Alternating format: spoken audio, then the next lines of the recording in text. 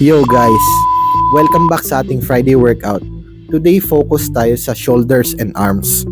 Ipapakita ko sa inyo bawat exercise step by step kasama ang scientific explanation kung bakit effective ito. Tara, simulan natin. So bago tayo magsimula, mag-warm up muna tayo.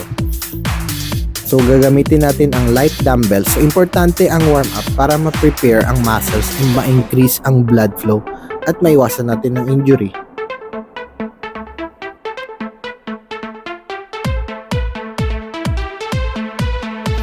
Ngayon, simulan natin sa Arnold Press. Ang movement na ito ay binuo ni Arnold Schwarzenegger.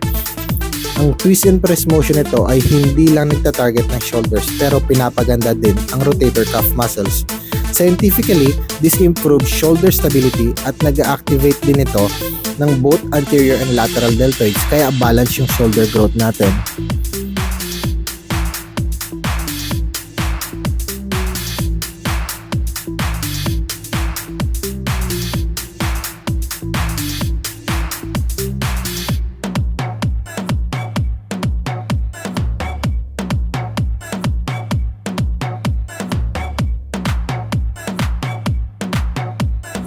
Next, front raises.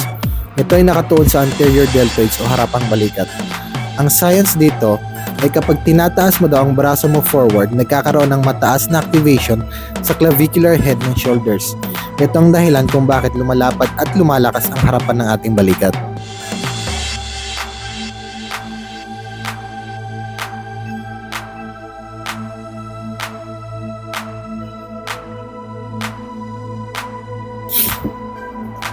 Sunod, upright rows. Dito, target natin ang lateral delts at trapezius. Scientifically, ang pulling motion pataas ay nakakapagbigay ng hypertrophy stimulus sa ating shoulder at traps. Pero ingat sa sobrang bigat kasi pwedeng mag-strain yung shoulder joints nyo.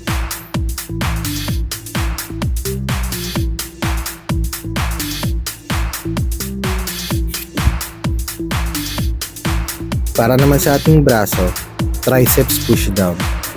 Tandaan, ang triceps ay may tatlong ulo, ang long, lateral at medial head. Ang push down movement ay effective sa isolation ng triceps, lalo na sa lateral head na nagbibigay ng horseshoe shape sa ating arms.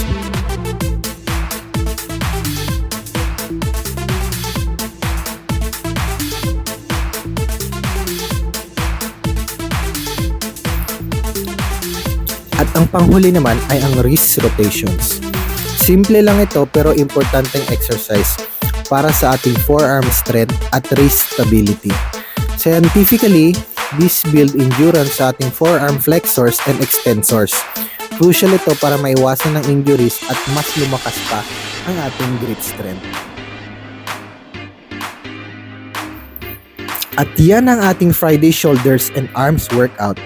Remember, consistency is the key at ang tamang form ay mas mahalaga kaysa sa bigat.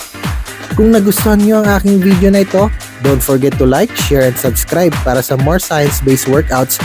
Kita-kits ulit sa ating next session. Bye-bye!